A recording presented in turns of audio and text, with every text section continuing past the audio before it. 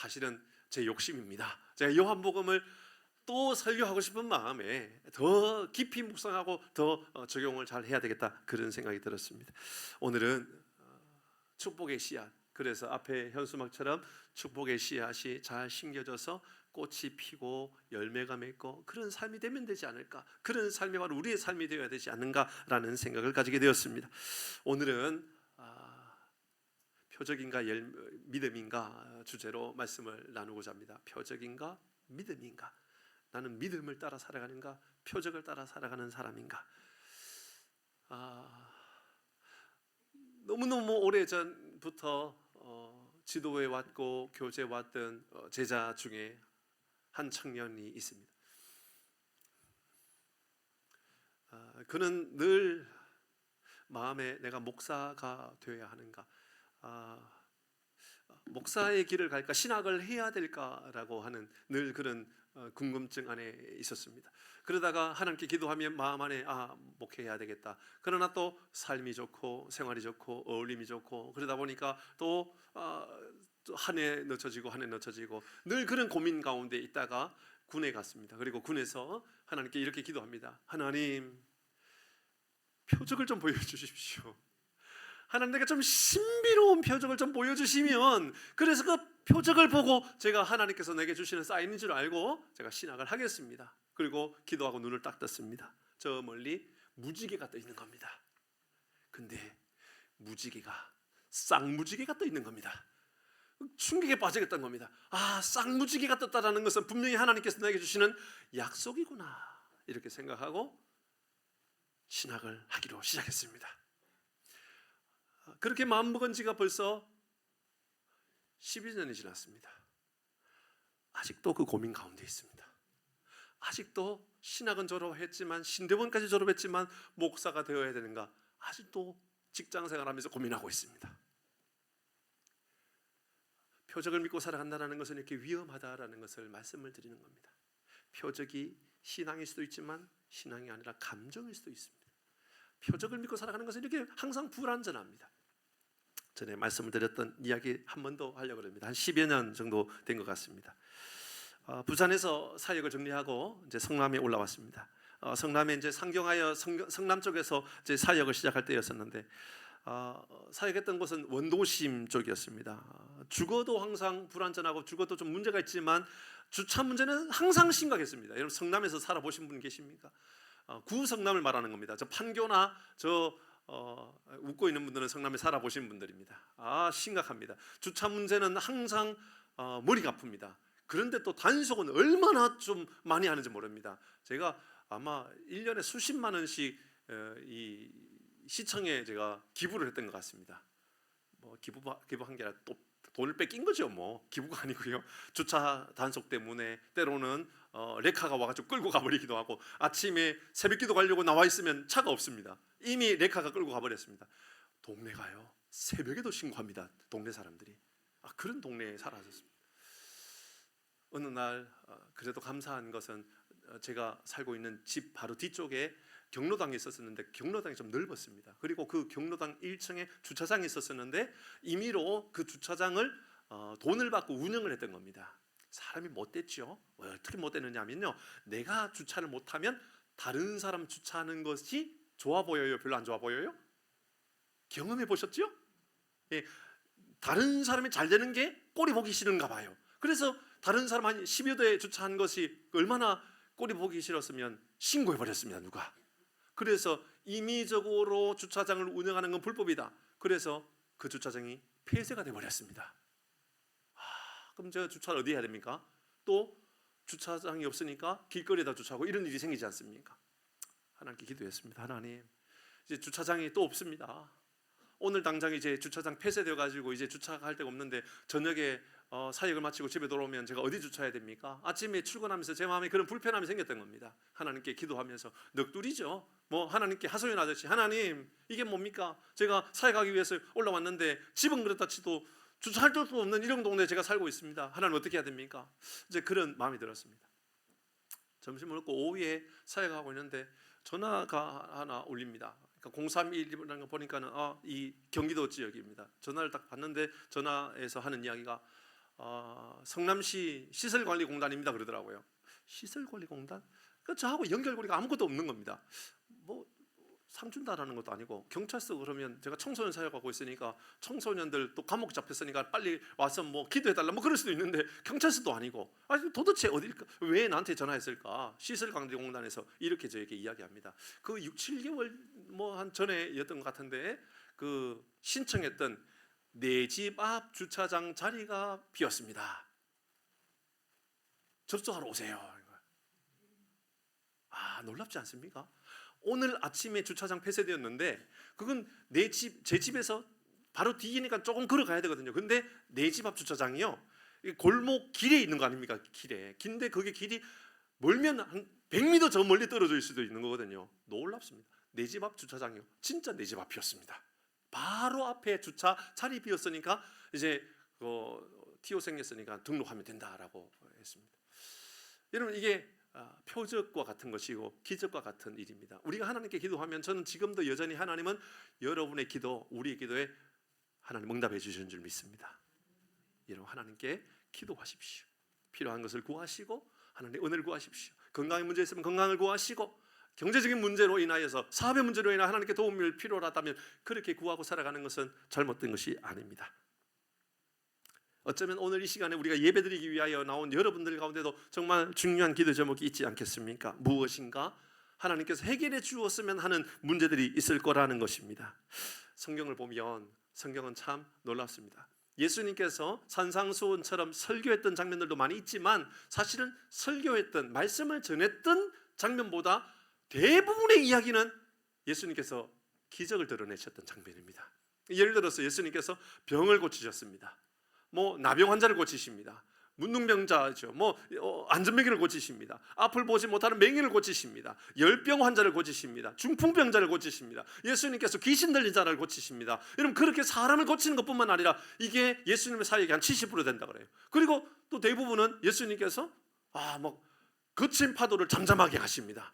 예수님께서 우리가 얼마 전에 묵상했던 것처럼 물을 포도주로 바꾸십니다. 신비롭습니다. 놀랍습니다. 예수님 사역은 대부분 이런 사역입니다. 이런 사역을, 오늘 성경은 그 사역을 본 사람들의 반응에 대한 이야기입니다.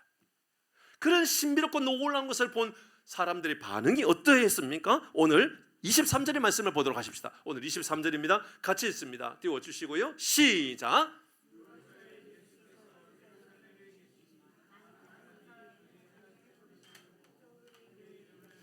많은 사람이라고 시작하고 마지막에 그를 믿었다라고 이야기했습니다. 왜 믿었다? 왜 믿었어요? 표적을 보고 믿었다니까요. 그러니까 기적을 보니까 믿을 만하다라고 말입니다. 표적을 보고 신비로운 것을 보면 넘어갑니다. 놀랐거든요. 신비로운 그 사건을 묘하게 우리의 감정을 믿음의 자리로 이끌어갈 때가 있다라는 겁니다. 누군가가 안수받고 회복되었다 그러면 놀랍게 신비롭게 느껴지거든요. 우리 이곳에서도 부족하지만 저도 그런 경험 생각해보니까 여러 번 있었어요. 이 고등학교 3학년 아이, 6년 동안 그 루마티즘 때문에 걸어다니지도 못했던 아이인데, 제 마음 안에 그때 전도사 때인데 이런 마음이 든 거예요. 오늘 이 밤에 저 아이를 위하여 안수해서 기도하면 낫겠다라는 마음이 든 거예요. 진짜 기도했거든요. 그 아이가 다음날 와가지고 자기가 안 아프다라는 거예요. 그래서 자기가 5분만 걸어도 아팠는데 1시간 동안 걸어다녀 봤대요. 안 아프더라는 거예요. 그 이후부터 루마티즘이 나았다라는 거예요. 제가 이런 사람입니다. 저를 믿으셔도 됩니다. 아니, 이곳에 계셨던 우리 권사님 중에도요, 어떤 질환으로 인하여, 뇌 질환으로 인해서 이 코로나 때 정말 어려웠던 분이 계셨거든요. 조만간 큰일 난다. 근데 기도하고 하나님께서 회복해 주셨던 분도 있어요. 정말 신비로워요. 사실 이런 것들이 우리의 믿음을 정말 좋은 믿음으로 성장할 수 있도록 도와주는 경우들이 꽤나 있는 것도 사실입니다. 제자들은 어땠을까요? 다 많은 사람이라고 말했는데, 많은 사람들이 표적 보고 예수를 믿었다 그랬는데, 다른 제자들은 어땠습니까? 요한복음 2장 11절의 말씀은 우리가 알고 있는 물이 포도주로 변했던 사건입니다. 그때 여러분 한번 생각해 보면 여러분 여쭤볼 겁니다. 잘 생각해 보십시오. 우리가 요한복음 2장에서 보았던 아주 중요한 사건 중에 하나가 물이 포도주로 변했을 때에 그 중에 그 물날은 하인은 알았다라고 했었잖아요, 그죠? 그러니까 항아리를 들고 옮겨 주었던 그 하인은 알았습니다. 뭘 알았다라는 겁니다. 그러니까 물이 포도주로 바뀌었다는 것을 알았다는 거죠. 그러면 언제 변한 거죠? 물은 언제 변한 겁니까? 물이 포도주로 변한 건 언제였어요? 물을 담을 때였나요? 물을 옮길 때였나요? 물을 떠줄 때였나요? 그들은 사실 알지 못했던 겁니다. 그들은 알았다라는 것은 바뀌고 나서 알았다는 것이지요. 언제 바뀌었는지, 어떻게 바뀌었는지 아무도 아는 사람은 없는 거예요. 근데 그들 가운데 알았다라는 것은 예수님이 신비한 일들을 드러냈다라는 것을 알았다라는 겁니다. 이 사건이 제자들에게는 충격적이었던 겁니다. 그래서 이 가나 혼인잔치가 끝나자마자 마지막 부분에요, 이렇게 이야기했었습니다. 2장 11절 말씀을 보면 제자들의 모습입니다. 여러분 잘 보십시오. 시작. 예수께서 이 첫 표적을 갈릴리 가나에서 행하여 그의 영광을 나타내심에 누가 믿었다고요? 제자들이요? 표적 보고 믿었다 그 말입니다. 오늘 많은 사람이 표적 보고 믿었습니다. 그렇습니다. 표적 보고 대부분 사람들이 믿습니다. 오늘 성경의 말씀에 표적을 보고 믿었더라라고 이야기하고 있습니다. 자, 이 이야기를 하기 위해서 오늘 본문의 내용을 먼저 다시 설명해 드립니다. 예수님 이런 말씀하셔요. 표적을 보고 그들이 믿었다. 23절입니다. 24절에 그런데 예수님의 몸은 그들에게 의탁하지 않았다. 예수님은 믿지 않았다 그 말입니다. 제자들을 믿지 않았다. 왜냐? 뒤에 그들의 속마음을 알기 때문이다. 25절에 그들의 속마음을 예수님께서 잘 알고 있기 때문에 다른 이야기를 들을 필요도 없었다. 그런 이야기를 하고 있습니다. 이상하죠. 그 본문이 너무 어려워요. 제가 어제 그래서 제가 최대한 요즘 10시 전에는 자려고 애를 쓰고 있거든요. 저 밤에 12시까지 집에를 못 갔어요. 너무 풀어야 될 너무 숙제가 많아가지고. 이런 말씀을 보면 신비로운 이야기입니다. 이 이야기가 도대체 뭔 상관이 있는 이야기입니까? 오늘 표적의 이야기를 다 했으면서 예수님 안 믿는다라고, 너희들 내가 안 믿는다. 표적 때문에 사람들이 예수님을 믿는다 그랬는데 예수님은 제자들 안 믿는다라고 이야기를 하고 있어요. 그들을 믿지 못한다라고 이야기하고 있습니다. 이 이야기를 오늘 말씀을 가지고 적용하고 이해하고 묵상하면서 결단을 하려고 합니다. 자, 잘 묵상할 때, 이런 나눌 때 잘 따라오셔야 됩니다. 첫 번째, 오늘 이 본문이 우리에게 주는 메시지는요, 우리의 신앙이 혹시나 표적, 기적 이런 것에 의존한 신앙이 아닌가를 돌아보게끔 하는 말씀입니다. 우리는 표적을 믿는 사람이 아니라 예수님을 믿는 사람입니다. 근데 많은 사람은 표적을 통하여서 예수님을 믿는 것처럼 보이지만 알고 보면 표적을 믿고 있는 겁니다. 신비로운 기적을 믿고 있는 겁니다. 와, 대단하다. 그래서 어떤 사람은 예수님이 아니어도, 그게 마호메트였다 할지라도, 그게 또 다른 이상한 사람이라 할지라도 기적을 드러내면 거기에 목말라 하면서 거기 따라다니는 사람이 얼마나 많이 있는지 모르는 겁니다. 저는 이 말씀을 묵상하면서 제 마음 안에 갑자기 생각 들었던 아주 중요한 사람은 도마였습니다. 도마를 생각해야만 된다라는 생각이 들었습니다. 요한복음 20장 25절입니다. 도마 이런 사람이었습니다. 예수님께서 부활하시고 도마에게 나타나셨습니다. 제자들과 함께 도마의 집에 거하였을 때 도마는 이렇게 말합니다. 25절 시작. 다른 제자들이 그에게 이르되 우리가 주를 보았노라 하니 도마가 이르되 내가 그의 손에 못자국을 보며 내 손가락을 그 못자국에 넣으며 내 손을 그 옆구리에 넣어보지 않고는 경험하지 않으면 믿지 못하겠다. 내가 만져보지 않으면 믿지 못하겠다. 내가 체험하지 않으면 믿지 못하겠다. 내가 경험한 것만 나는 믿을 수 있다라는 이야기죠. 저는 사실 이 이야기, 도마의 이야기 굉장히 옹호하는 입장의 사람인 것 같습니다. 뭐냐면 이왕 믿을 거 확실하게 믿어야지. 이왕 믿을 거 뭘 그렇게 대충 믿으려고 그래. 경험하고 믿고 경험한 것 그것만 믿어야지 라고 생각하는 입장의 사람이 아니었나라는 생각을 해보게 되었습니다. 그런데 예수님께서 이 사건에 대하여 도마를 이렇게 이야기합니다. 이건 야단치는 이야기가 아니라 도마의 신앙을 정정해 주는 장면입니다. 같이 읽어봅니다. 29절입니다. 예수님께서 도마에게 이렇게 말씀하시죠. 시작. 예수께서 이르시되 너는 나를 본고로 믿느냐? 보지 못하고. 이 말씀의 이야기에 다 담겨 있습니다. 너는 나를 본 거로 믿느냐? 너는 나를 만져본 거로 믿느냐? 너는 나를 체험한 거로 믿느냐? 너는 나의 음성을 들어본 거로 믿느냐? 이러면 어떤 사람은 그래서 밤에 자다가 예수님께서 나에게 누구누구냐라고 신령한 목소리로 좀 말씀해 주시기를 바라고, 어떤 사람은 하얀 도복을 입었던 그분이 갑자기 나타나서 나에게 뭐라고 말씀을 해줬으면 좋겠고, 근데 그것을 하나님이라고 이야기합니다. 알고 보면 하나님이 아닐 수도 있는데 말이죠. 그걸 하나님이라고 믿는 거죠. 신비로운 체험 말입니다.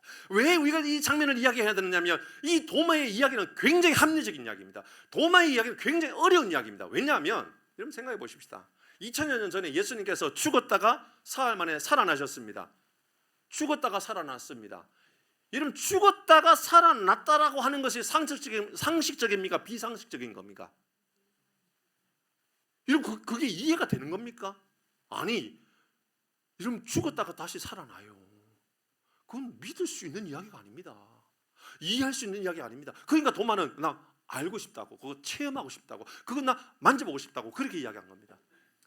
하물며 2000여 년 전에 도마가 그랬다면 오늘날 이 시대에 여러분 나중에 주님께서 우리를 부르실 때에 여러분 부활하실 줄 믿습니까?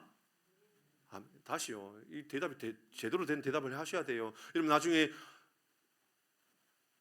죽어서 먼지가 되어 사라지고 아무것도 없는 사람이라 할지라도 주님께서 나팔 불 때 나의 이름을 부르는 그날 부활로 주님을 만나게 될 줄 믿으십니까? 경험해 보셨어요? 근데 이 질문입니다. 그거 어떻게 그걸 체험할 거냐 말입니다. 어떻게 우리가 그걸 받아들이냐 말입니까? 그러니까 도마가 그거 너무 받아들이기 어려웠던 거예요. 그러니까는 예수님께서 너 나를 본 거로 믿느냐? 만져본 거로 믿느냐? 들어본 거로 믿느냐? 보지 못하고 믿는 자들이 복되다. 그 말은 오늘날 이 시대 우리를 향하여 이야기하는 겁니다. 보지 못하고 믿는 우리에게, 여러분 체험하지 않았는데, 표적을 경험하지 않았는데, 기도했는데 아무런 응답이 없는데, 기도했는데 아무런 신비로운 사건들이 내게 이루어지지 않는데, 그럼에도 불구하고 예수를 믿는다고 진짜 그게 복된 사람이라고 이야기하고 있는 겁니다. 그만한 대단한 믿음이 우리에게 있을 수 있느냐라고 이야기하고 있는 것이지요. 많은 사람이 믿음을 느낌, 체험, 경험 여기에 의존할 때가 있습니다. 근데 그게 믿음이 되면 안 된다는 겁니다. 여러분, 예수님께서 보여주셨던 이 표적이라고 하는 것은 사인 아닙니까? 뭐냐면 하나님의 존재가 있다라는 것을 알려주는 겁니다. 그러니까 하나님 존재에 대한 인식을 위하여 표적을 보여준 겁니다. 그 믿음을 위한 게 아니라는 거예요. 믿음은 예수님을 믿는 것이고요, 표적은 하나님 계셔, 그 이야기를 하고 있는 겁니다. 사실 도마와 같은 마음이면요 성경 아무것도 못 믿어요.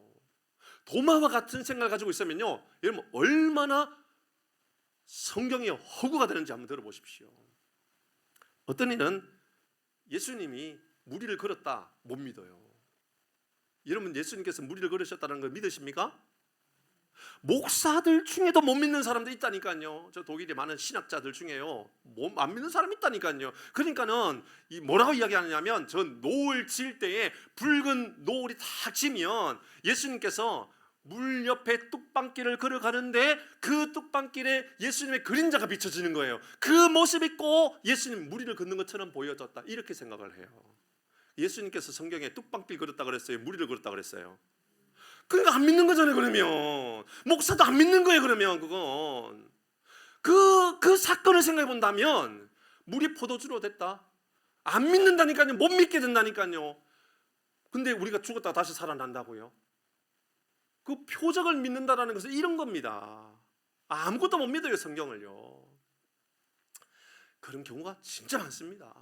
오병이어 사건은요 성경 학자들이 이렇게 해석합니다. 여러분 들으시면 깜짝 놀랄 겁니다. 오병이어 사건은 예수님께서 어린아이가 가지고 온 보리떡 5개 물고기 2마리를 가지고 왔던 안드레가 그거 아이 꼬셔가지고 꼬셨잖아요. 이 아이가 자기가 먹을 거 그 도시락 들고 왔는데 예수님 앞에 가져와가지고, 예수님 이거 가져왔는데 이게 이 많은 사람에게 어떻게 먹을 수 있겠습니까? 그랬잖아요. 그러니까 예수님께서 너희가 먹을 것을 주라 그랬잖아요. 그죠? 기도해서 줬더니 이가 막 50명씩 그릇을 져가지고, 그죠? 다 나누어 먹는데 수만 명이 다 먹고 남았어요. 여러분 믿어지십니까? 대답하세요. 믿어지십니까? 그걸 믿는다고요? 이렇게 된단 말입니다. 그러니까는 이렇게 해석하는 거예요. 그건 말이야, 예수님께서 어린아이를 위해서 축복했잖아. 어린아이도 가지고 온 거 예수님께 드렸는데 그 가지고 왔던 도시락 다 끄집어내봐. 그래서 다 가지고 왔던 도시락을 다 끄집어냈다라고 해석해 버립니다. 성경은 예수님께서 기도해가지고 먹을 것을 나누어 주었습니까? 아니면 사람들이 가지고 온 것을 배분했습니까? 예수님은 오병이의 사건을 통하여 우리에게 주시고자 했던 메시지는 너희들 이런 표적을 보고 살아가라라고 보여준 게 아니에요. 예수님은 당신이 하나님이시고 우리가 먹고 살아가야 될 양식은 말씀이고 예수님이시지 먹을 양식 때문에 살아갈 존재가 되면 안 된다는 것을 가르쳐 주는 거죠. 그러니까 오병이의 사건은 없어도 되는 겁니까? 여러분, 그러니까 많은 학자들이, 자유주의 학자들이 이렇게 이야기하는 거예요. 물을 위로 걸어가셨던 예수님의 이야기는 성경에서 지워도 돼, 없어도 돼. 오병이어 사건 지워도 돼. 죽었다 살았던 나사로 그 가상의 인물일 거야, 지워도 돼. 다 지워버립니다. 그럼 뭐만 남게 되겠어요? 마태복음 5장만 남게 돼요. 산상수훈, 예수님께서 가르쳤던 말씀만 남게 돼요. 나머지는 다 허구가 되고 마는 거예요. 허구가. 성경 무호성이 깨져버리는 거예요. 성경은 틀린 부분이 많이 있을 수 있다라고 생각해야 되는 거예요. 여러분 보세요. 표적을 믿고 살아가면 어떤 문제가 생기냐면 성경이 다 허구로 만들어갈 수 있는 아주 위험성이 우리에게 있는 거예요. 그러니까 예수님은 우리에게 뭐냐면 표적은 있을 수 있다예요. 신비로운 기적은 우리에게도 오늘 이 시대에 나타날 수 있다. 근데 그거 믿고 살아가는 사람이 되지 말라라는 거예요. 우리의 믿음은 표적이 아니라 예수님을 믿는 거예요. 예수님을 따라서 살아가는 것이지요. 살아가는 교우 여러분, 오늘 이 말씀을 통하여서 우리의 삶의 기준이 표적이 아니라 예수님이 되시기를 바랍니다. 예수님 말씀이 되시기를 바랍니다. 믿음으로 예수님을 바라보고 예수님을 따라 살아가는 삶을 살아가기 위해 애를 쓰시는 그런 삶을 우리에게 요구하는 거예요. 그러니까 예수님께서 이렇게 말씀하시는 거예요. 너희들 표적을 보고 나를 믿는구나. 표적을 보고 나를 믿는구나. 그러니까는 24절에 이렇게 말씀하신 거예요. 근데 말이야, 나는 너희들 안 믿어. 이렇게 한 거예요. 나는 너희들 안 믿어. 왜냐하면 예수님을 믿는 게 아니라 표적을 보고 있기 때문에 그런 거예요. 표적을. 난 너희들 안 믿어. 너희 속을 내가 다 알고 있거든. 이렇게 말씀하시지요. 그들이 속을 알고 있다는 것은 그들이 순수하다는 말이 아닙니다. 그들은 진실하다는 말이 아닙니다. 누가 알아보지 않아도 정직하게 최선을 다하여 성실하게 봉사하고 섬기고 그런 사람이 아니라는 것을 예수님께서 너무 잘 아셔서 너희들 마음이 너무 간사하다, 너희들 너무 거짓되다 라는 것을 강조하고 싶어서 이 이야기한 거예요. 내가 너희들 안다, 그 말은요, 너희들 아무도 안 보는 자리에서도 신실하고 믿음으로 살고 있구나, 그 말이 아니라 너희들 얼마나 간사한 사람인 줄 아냐? 너희들 얼마나 거짓된 사람인 줄 아냐? 그건 너희들이 깨달아야 돼, 그 말하고 있는 거죠. 마태복음 15장의 말씀에 보면 그 이야기를 해요. 우리 안에 있는 것들이 얼마나 거짓된지 한번 보도록 하십시다. 19절입니다. 같이 있습니다. 시작. 마음에서 나오는 것은 악한 생각과 살인과 간음과 음란과 도둑질과 거짓 증언과 비방이니, 여러분 이런 것들 우리 마음 안에 있는 거예요. 이런 표적을 보고 예수님을 믿는 것이 아니라 표적을 보고 살아가면 여러분 이런 것들이 우리 안에 그냥 남아 있는 거예요. 그래서 20절 이렇게 우리에게 이야기합니다. 시작. 이런 것들이 사람을 더럽게 하는 것이요, 씻지 않는 손으로 먹는 것은 사람을. 어떤 이들은 주님 내게 이 많은 재물을 주셨는데 이거 하나님께서 주신 것이니 주님 내가 빈손으로 왔다가 빈손으로 가렵니다. 그런 사람이 있거든요. 그렇게 고백하는 사람들도 있습니다. 하나님 건강 주시면, 회복시켜 주시면, 하나님 사업 잘 되게 해주시면 제가 뭐라도 하겠습니다. 이렇게 합니다. 그런데 잘 되고 나면 할 때 기쁜 마음으로 해야 되겠다가 아니라 멈추거리게 되는 거예요. 잘 될 때는 그렇게 표적을 보여주실 때는, 그렇게 기적을 보여주실 때는 뭐라도, 아니 죽음이라도 내가 감당하겠다고 말하거든요. 그런데 당장 그 일이 잘 되고 나면 다 잊어버려요. 언제 내가 그렇게 했는가? 진짜 내가 그렇게 고백했는가? 생각해요. 그 이야기가 어쩌면 요한복음을 통해 우리에게 계속해서 이제 말하고 싶었던 거예요. 사복음서에서 다 기록되고 있다는 것은 복음서의 모든 기자들이 강조하고 싶었던 거겠죠. 예를 들어서 이제 예수님께서 오비용의 사건 다 기록되어 있는 거 아닙니까? 그런 사건들은 예수님께서 이제 잡히시기 전날 밤에 제자들과 함께 모여서 다락방에 모여서 성만찬을 했잖아요. 발도 씻어주시고 그런 얘기하잖아요. 그때 예수님께서 성만찬하시기 전에 했던 말씀이 있었죠. 뭐라고 말씀했냐면 여기 가운데 나를 팔 사람이 있다. 그 이야기를 듣고 제자들이 누가 그럴까? 그러니까 베드로가 한마디 하잖아요. 주님, 저는 아니죠.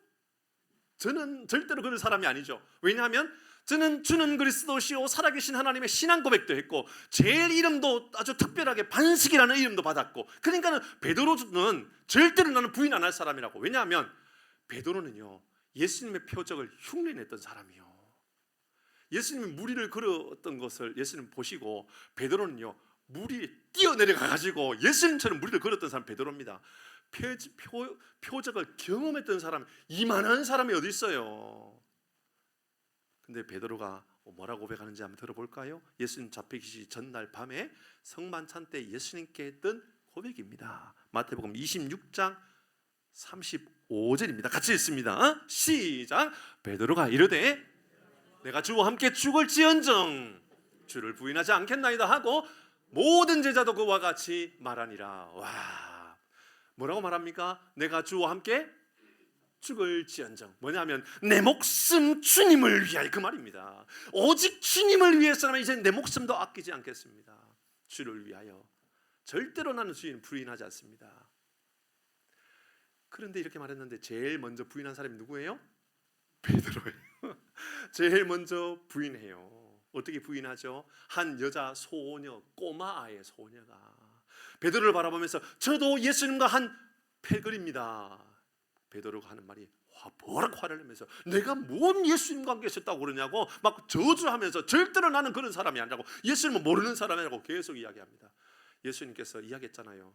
너는 말이야 닭 울기 전에 나를 3번 부인할 사람이야. 그 앞에 했던 이야기가 바로 이야기예요. 베드로가 주와 함께 죽을지언정 절대로 저는 예수님을 부인하지 않습니다. 여러분 이렇게 고백해 본 일이 없습니까? 뭐 여기까지는 아니어도 주님 제가 제 모든 것 주를 위하여 헌신하겠습니다.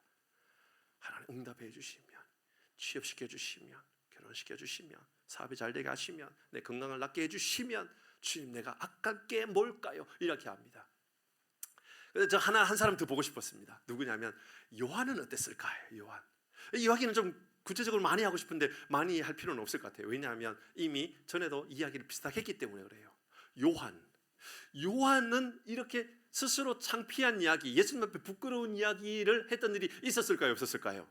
있었으니까 이야기하겠죠. 그러면 이 이야기를 요한복음에 기록했을까요? 안 했을까요? 못하는 거죠. 내 수치스러운 이야기를 요한복음에 기록 못하는 거예요. 근데 그것을 본 사람이 있었습니다. 누굴까요? 베드로입니다. 베드로가 아니라 마태입니다. 마태는 그것을 보고요 기록했던 겁니다. 뭐 나만 잘못했다고? 우리 여기 보세요. 모든 제자도 그와 같이 말했던 겁니다. 나는 절대로 부인 안 한다고 말했습니다. 요한은 어땠습니까? 요한은요 더하면 더했지 덜한 사람이 아니에요. 엄마를 데리고 와가지고 예수님께 청탁했던 사람이 청탁했던 사람. 예수님은 죽으러 간다 그러는데 예수님 요한은 엄마하고 동생하고 같이 와가지고 야고보하고 같이 와가지고 이렇게 청탁했죠.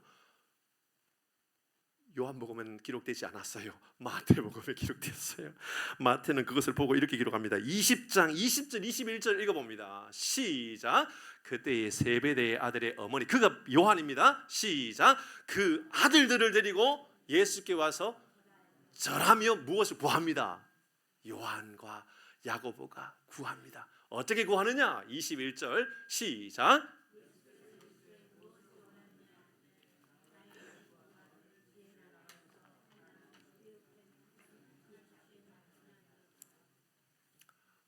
여러분 혹시 그 폭삭소 가수다 이제는 봤어요? 아직도 본 사람 없어요? 거기에 보면요 엄마의, 그러니까 여성이 아니라 엄마의 파워가 나요. 엄마는 얼마나 힘 있는지 몰라요. 엄마는 세상에 두려울 사람이 없어요. 엄마는 뭐든지 다 할 수 있거든요. 야고보와 요한은요, 누굴 데리고 오냐면 엄마를 데리고 와요. 누구한테? 예수님께 데려와요. 예수님께 와가지고 하는 이야기가, 나에게 두 아들이 있다. 요한이 있고 야고보가 있는데 하나는 우편에 하나는 좌편에 앉게 해달라. 오늘날 말하면 예수님 당신의 나라가 임할 때 당신이 대통령 되면 하나는 국회의장, 하나는 국무총리 시켜달라, 그 말한 겁니다. 이 이야기를 요한도 창피했었던 것 같습니다. 요한복음에 못 썼던 거예요. 이야기 기록되어 있지 않아요. 다른 제자들은 본 거예요. 이거 여러분, 이게 우리 내면 안에 있는 거예요. 우리가 표적을 보면 예수 잘 믿는 것처럼, 기적을 보여주시면 잘 믿는 것처럼 보이지만 사실 알고 보면 우리 안에요, 이게요, 참 부끄러울 일들이 얼마나 많이 있는지 모른다는 겁니다. 24절입니다. 24절 시작. 나머지 10 제자가 그것을 보면서 화를 냈다니까요. 왜 화를 냈을까요? 너만 좋은 자리 차지할 거냐, 그 말인 겁니다. 너만 뭐 국무총리 할 거냐고. 네가 국무총리하면 나 대법원장이라도 시켜줘, 그 말을 하고 있는 거예요 지금. 그럼 난 선관위 위원장을 시켜주든지, 아니면 나 뭐 야당 대표든 뭐 여당 대표든 하나씩 시켜달라고. 그러니까는 10 제자가요, 다 화를 내고 있던 겁니다. 이게 우리라는 거예요. 심기수 장로님은 저를 믿으셔요? 장로님 저 믿으세요? 장로님께 아니면 제가 뭐 누구, 나윤호 집사님 저를 믿으세요? 저는 집사님을 믿지 않아요. 저는 심장로님도 믿지 않아요. 저도 믿지 않는데요, 뭘. 저는 저를 믿지 않습니다. 저도요, 겉과 속이 다를 때가 얼마나 많은지 몰라요. 제가 좀 열심히 막 복음을 설교하고 막 정말 뜨겁게 막 그렇게 하려고 애를 쓰면 제가 거룩한 사람입니까? 저는 알아요. 저는 겉과 속이 좀 다른 구석이 있어요. 저도 약한 사람이죠. 부족한 사람이죠. 생각해보면 저도 좀 속물이 아닌가라는 생각이 들 때도 있거든요. 그러니까 저도 저를 믿지 않는데, 장로님께서, 집사님께서 혹은 다른 분들이 저에게 아유 저는 목사님을 믿어요, 신뢰해요, 그러면 기분이 좋을까요, 나쁠까요? 여러분 기분 나쁘세요 혹시? 여러분이 저를 신뢰한다는 말이 기분 나쁘세요? 제가 노미라 집사님, 저는 노미라 집사님 믿어요, 기분 나빠요 이 말이? 기분 좋은 말이죠. 아, 누군가가 나를 신뢰해 주는구나. 얼마나 기분 좋은 일인지 몰라요. 내가 너를 믿는단다, 잘 실수해도 나는 너를 믿는단다, 그렇게 말하면 자녀들이 잘 성장한다 그러잖아요. 근데 이게 기분 나쁜 일이 아니거든요. 근데도 불구하고 여러분, 우리는 잘 돌아봐야 됩니다. 내가 믿을 만한 사람인가? 여러분은 여러분 자신을 믿을 만한 사람입니까? 쉽게 좀 넘어지는 경우가 있지는 않습니까? 그렇게 하면 안 된다라고 알면서도 또 넘어지는 경우들이 우리 가운데는 있지 않습니까? 저는요, 사실은 제 아내도 믿지 않아요. 제 아내도 믿지 않는다니까요. 제가 이곳에서 옆에 있는 남편 같이 앉았지요? 그럼 남편에게 저를 믿어요라고 제가 물어보라고 말을 못 하겠어요. 왜냐하면 안 믿어 그러면 집에 가서 싸움 날까 봐. 그럴 수 있잖아요. 나는 당신을 믿지 않는다고 말하는데 집에 가서 그럼 누구를 믿고 살았던 거야? 이렇게 하면 큰일 나잖아요. 근데 사실은 저는 제 아내를 믿지 않아요. 제 아내만 믿지 않는 게 아니고요, 사실 저는 제 아들은 더 안 믿어요. 더 못 믿어요. 제가 저를 못 믿는데 뭘 제 아들을 믿고 제 아내를 믿어요? 못 믿어요. 근데 제가 장로님을 믿는다고요? 심기섭 장로님 저를 신뢰해 주신다는 것은 너무 감사합니다. 나현우 전 저를 믿어준다는 건 감사합니다. 그러나 사실은 그게 진실되다라고 생각하지 않습니다. 제가 장로님을 어떻게 믿습니까? 제가 왜 지금 그 유 장로님에게 예화를 들지 않고 심 장로님에게 하는지 아세요?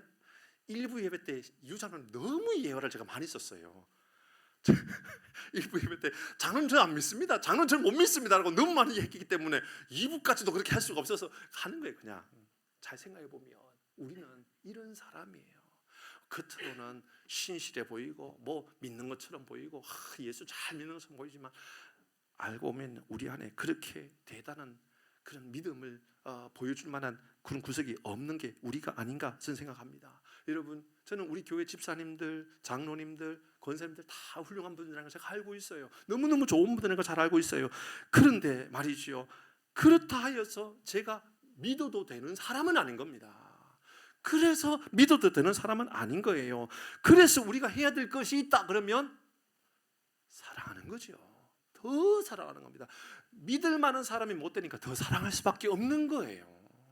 그 이야기를 하고 싶은 거예요. 그래서 우리가 이제 이 말씀을 통해서 정말 우리가 마음에 잘 새겨보고 이 말씀을 내 삶에 적용해 볼 수 있는 아주 중요한 고백이 있습니다. 내가 얼마든지 예수님의 제자들이 저런 사람들이었다면, 요한이 그러고 베드로가 그랬다면 나도 얼마든지 배반할 수 있는 사람이구나. 나도 얼마든지 말로 언어로 폭력을 가할 수 있겠구나. 나도 얼마든지 연약한 사람이 있겠구나. 깨달아라 그 말입니다. 조금만 손해보는 일이 있으면 용납 못하고 막 긁어 넘어지고 막 이런 경우들이 있지 않겠냐 그 말입니다. 사실 알고 보면 목사가요 쉽게 넘어지는 경우들도 많아요. 돈에 넘어지고 명예에 넘어지고 뭐 이성에 넘어지고. 근데 목사만 그런 게 아니에요. 장로도 그렇고요. 제가 알고 있는 장로 중에요 이성에 넘어진 사람들도 여러 명 있었고요. 돈에 넘어진 사람 많이 있었고요. 교회에 와가지고요 막 장로님이 재정부에 와가지고 돈 좀 빌려달라고, 우리 회사 넘어진다고. 그래서 교회도 시험거리가 되고 장로님도 시험거리가, 그런 경우도 제가 본 일도 있거든요. 그러니 여러분 좋은 믿음을 가졌다라고 그렇게 착각하지 말라라는 겁니다. 그 오해인 거예요. 누누이 말씀드리지만 넘어지지 않으려고 애쓰고 넘어지지 않으려고 몸부림쳐야만 되는 것이 바로 우리라는 것이지요. 그래서 우리 교회가 더 좋은 교회가 되고 더 좋은 성도가 되는 방법은요 믿어주는 게 아닙니다. 그러니까 여기서 이제 박소미 집사님을 제가 믿어드립니다 아닙니다. 박소미 집사님은 저를 믿어주세요가 아니에요. 최영석 집사님이 저를 믿어주셔야 되고 제가 믿어주셔야, 그게 아니라는 거예요. 우리가 해야 될 일이 있으면 더 사랑하는 겁니다. 더 용서하고 더 배려하고 더 이해하는 겁니다. 그 이야기가 성경에 얼마나 구체적으로 기록합니까? 골로새서 말씀 보십시다. 3장 12절 말씀부터 봅니다. 그러므로 너희는 하나님의 택하사 거룩하고 사랑받는 자처럼 긍휼과 자비와 겸손과 온유와 오래 참음을 옷 입고 이렇게 살아가라고 말입니다. 예수 믿는 사람은 이렇게 살아가는 거예요. 13절 여러분 읽습니다. 시작. 누가 누구에게 불만이 있거든 서로 용납하여 피차 용서하되 주께서 너희를 용서하신 것 같이 너희도 그리하고 이렇게 살아가는 거예요. 계속해서 더 사랑하고 더 사랑하고. 14절 너무너무 잘 알죠? 같이 합니다. 시작. 이 모든 것 위에 뭐를 더 하라고요? 사랑을 어떻게 하라고요? 더 하라고요. 계속 사랑했는데요 또 더 하라고요. 그게 온전하게 매는, 띠는 온전하게 매는 공동체라는 거예요. 가정이 그렇게 세워지는 거예요. 가정은 믿어주는 게 아니에요. 사랑해 주는 거예요. 사랑하는 거고요. 더 사랑하는 거고요. 이 가정의 달에 우리가 받아야 될 교훈은 그런 겁니다. 믿어준다라고 말하지 말고요. 내가 당신밖에 믿을 사람 없는 거 알지? 그 말 하지 마세요. 님이라는 글자에 점 하나 찍으면 남이라고 지난번에 했잖아요. 우리가 그게 인생이라니까요.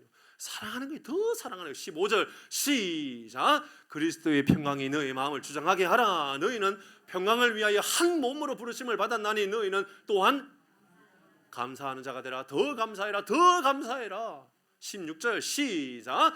그리스도의 말씀이 너희 속에 됐습니다. 말씀도 더 풍성하게 거하게 해라. 17절 시작. 또 무엇을 하든지 말이나 일이나 다 주 예수 이름으로 하고 그를 힘입어 하나님 아버지 감사하는 자가 되라. 이 말씀이 뭡니까? 그러니까 우리가 믿어준다라고 말하지 말고요, 믿는 척하지 말고요, 우리가 해야 되는 것이 있으면 더 사랑하고 더 감사하고 더 이해하고 더 용서하고 더 말씀에 풍성함 거하고 더 기도하고 더 예배하고 더 신뢰, 더 우리가 사랑해주고, 그게 우리가 해야 될 일이라 그 말입니다.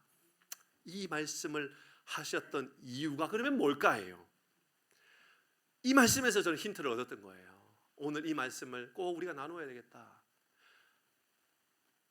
오늘 우리가 읽었던 게 요한복음 2장 23, 24, 25절 읽었잖아요. 그 다음에 넘어가는 게 이제 3장 넘어가죠. 3장의 내용이 오늘 본문의 내용과 이어지는 내용이었던 거예요. 어떻게 이어지는지 단어를 찾아보시길 바랍니다.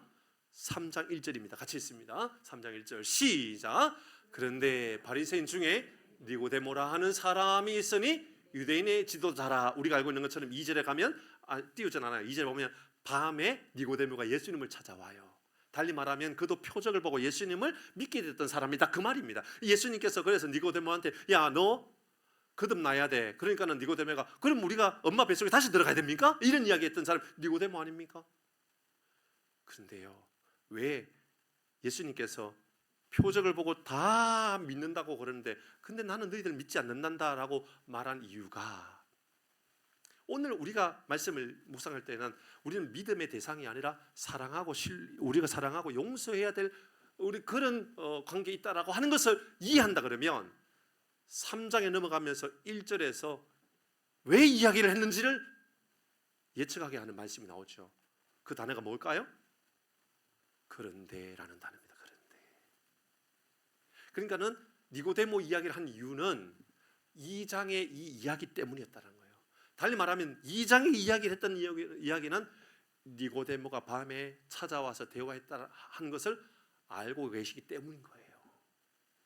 놀랍죠? 뭐냐면 예수님께서 니고데모에게 너 나를 따른다고? 너 나를 믿는다고? 너 나를 이제 믿음으로 살아간다고? 근데 내가 너를 못 믿는 건 알지? 내가 베드로를 믿지 않고 내가 요한도 믿지 않고 모든 사람을 믿지 않아. 그런데 내가 너를 얼마나 사랑하는지 알아야 돼. 그 말을.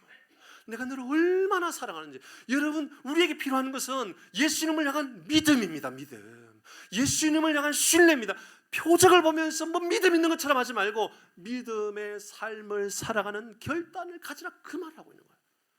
믿음대로 살아가는 거예요. 믿음대로. 그래서 여러분, 요한복음 3장에 가장 유명한 말이 나오죠. 니고데모에게 했던 말입니다. 요한복음 3장이 아니라 성경 전체에서 가장 유명한 한 성경 구절이 있다면 뭐죠?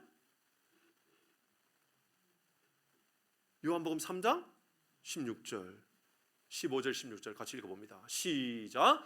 이는 그를 믿는 자마다 영생을 얻게 하려 하심이니라. 16절 시작. 하나님이 세상을 이처럼 사랑하사 독생자를 주셨으니 이는 그를 믿는 자마다 멸망하지 않고 영생을 얻게 하려 하심이라. 예수님 이거 말하고 싶었던 겁니다. 그러니까 믿는 척하지 말고 표적을 보면서 나 표적을 보니까 믿을 만할 거야. 표적을 보면 여러분 무당이 표적을 보여줘도 믿어지게 된다니까요. 무당 따라 살아가게 된다, 그 말입니다. 우리는 표적을 믿는 사람이 아니라 예수님을 믿는 사람이라는 것, 믿음의 고백을 가지고 살아가기를 주의 이름으로 축복합니다. 말씀을 마무리하려고 합니다. 여러분, 그러면 왜 예수님께서 이렇게까지 제자들에게 난 믿지 않는다, 너희들 믿지 않는다 말씀하셨죠? 말씀드렸던 것처럼 예수님께서 그들을 믿음이 표적에 있는 것이 아니라 예수님을 믿는 믿음으로 살아가면 삶이 바뀌어지는 것, 영적으로 거듭나는 것, 새로운 삶이 된다는 것을 말한 거예요. 분명히 말한 거예요. 그 이야기가 어디 나와요? 6절 말씀 안 읽었네요. 이 앞에 6절 말씀 좀 띄워주시죠. 6절 말씀, 이 말씀이죠. 같이 읽습니다. 시작. 영으로 난 것은 육이요, 영으로 난 것은 영이. 우리가 영의 사람이 되라, 그 말입니다. 표적의 사람이 되지 말고 영의 사람, 거듭난 사람, 예수님으로 인하여 새로워진 사람, 그런 사람이 좀 되라. 우리 입술이나 우리의 행동이나 예수님으로 인하여 거듭난 사람이 되라, 이 말하고 있는 것이지요. 이 말씀으로 결론 두 가지 이렇게 한번 마음에 새겨 보십시다. 첫 번째는요, 영으로 난 사람, 거듭난 사람의 내가 삶을 살겠다라고 그렇게 고백하는 겁니다. 은혜 받은 사람으로 살아가는 거죠. 표적, 체험을 경험하는 사람이 아니라 예수님을 보고 예수님을 따라 살아가는 삶을 살려고 애를 쓰는 겁니다. 예수 믿는 그게 내 신앙이라고 하는 것을 말하는 것이죠. 어떤 성도가 저에게도 간혹 이야기를 해요. 목사님, 누구 아세요? 잘 모르는데 누구예요? 저 포항에 사는데, 저 경산에 사는데 그 목사님은 예언을 기가 막히게 한대요. 예언을. 그분은 어디에 집을 사야 되는지 확실하게 알려줘요. 그 목사님은 어디에 땅을 사야 되는지 분명하게 알려줘요. 그 목사님 예언에 정말 은사가 있는 것 같아요. 그래서 서울에 있는 어느 누가 그 목사님께 가서 예언 기도도 받고 돈도 내고, 저 경산에 가서 제가 이거 꿈에는 얘기가 아니에요. 내가 청년 사회 갈 때요, 우리 청년 중에 그런 청년이 있었어요. 그 결혼을 앞두고 있었던 그 시댁의 부모가 그런데 쫓아다니는 사람이었어요. 제가 말려야 돼요, 내버려둬야 돼요? 말렸어요. 갔더니 그 예언하는 그 목사님께 데려가더래요, 자기를. 그러면서 이 여자애는 문제가 많다고. 그분은 목사님이 아니라 제가 볼 때는 점쟁이 같아요, 점쟁이.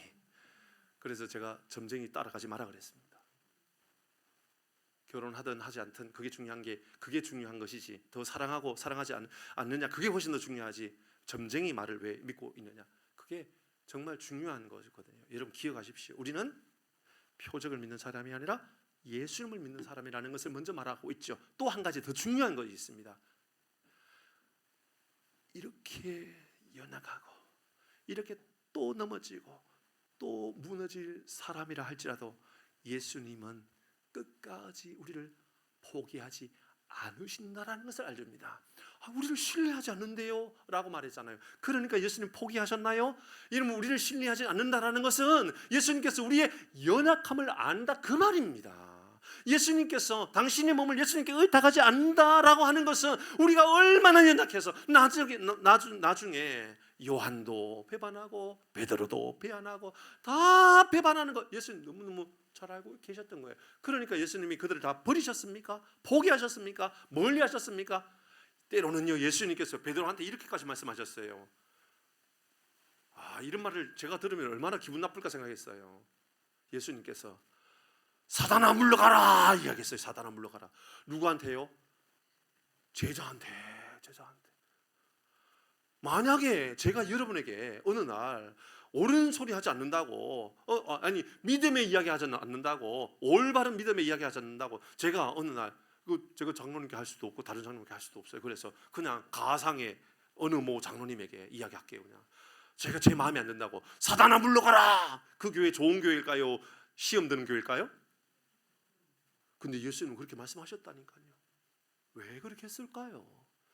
사람은 믿음의 대상이 아니라 사람은 사랑의 대상이고, 사람은 용서의 대상이고, 사람은 이런 배려의 대상이고 이해의 대상이 되어야 된다는 것을 알려주는 겁니다. 그래서 요한복음 13장 1절 읽고 마치십시다. 시작.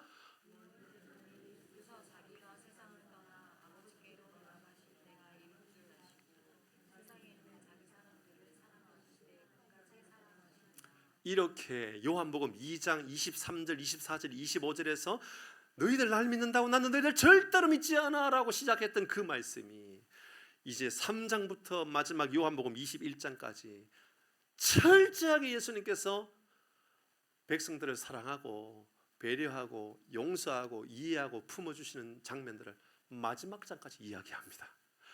포기하지 않는데 끝까지 사랑한다는 말씀이 요한복음 13장 이야기잖아요. 14장 이야기에 넘어가면 보혜사 성령을 보내서 영원토록 내가 너를 포기하지 않는다라고까지도 이야기합니다. 15장 이야기에서 포도나무 비유를 이야기하면서 끝까지 내가 너와 함께 한다라는 것을 계속 이야기합니다. 무슨 이야기를 하고 있는 겁니까?